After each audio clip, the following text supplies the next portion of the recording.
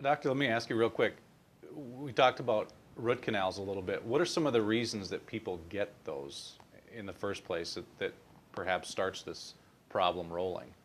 50 years ago, when I got out of dental school, you had a root canal done because somebody had elbowed you in the mouth. Where I grew up, the only sport, no, the favorite sport was hockey. Well, I was almost as big in junior high as I am now, so I became the goalie.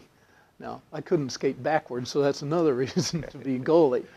But, boom, you get hit in the mouth with a hockey puck, and you need a root canal because you just killed the tooth. Or if decay burrows into the tooth, into the pulp chamber, and kills it, you, quote, need a root canal, which is the beginning of heart disease, neurological disease, kidney disease, cancers, so on, all of these diseases. But we didn't know that. We should have known it because it was brought out first in '09. And I don't mean 2009.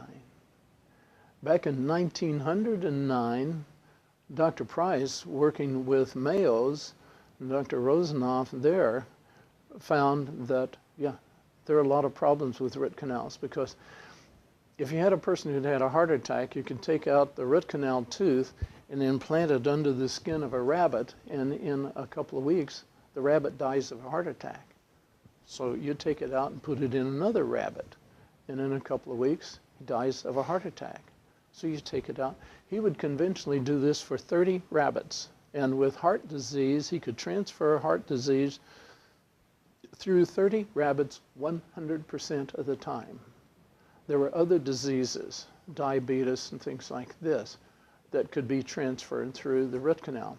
So that information came out in 1909, 10, 11, and in 1920, some major textbooks, big textbooks were written on it, which have had a problem with conflagration.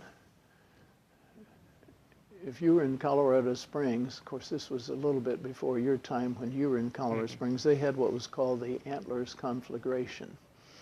The Antlers Hotel went up in smoke in just a matter of a few minutes. This, so I have been told, happened to a lot of Dr. Price's textbooks on root canals. So he did a great job in talking about nutrition and dental decay, and those books are still in circulation today. But the ones on root canals, that disappearing. Why? Probably the liability. I mean, obviously there's the financial aspect to it. But in 1990, the Dental Association suggested that dentistry do 30 million root canals a year by the year 2000. This was accomplished by 1999. When you accomplish a goal, what do? Set a higher one. You raise the bar, which is now, as I have been told, 60 million root canals a year. And dentistry is up to 40 million a year now, so they're on the way up.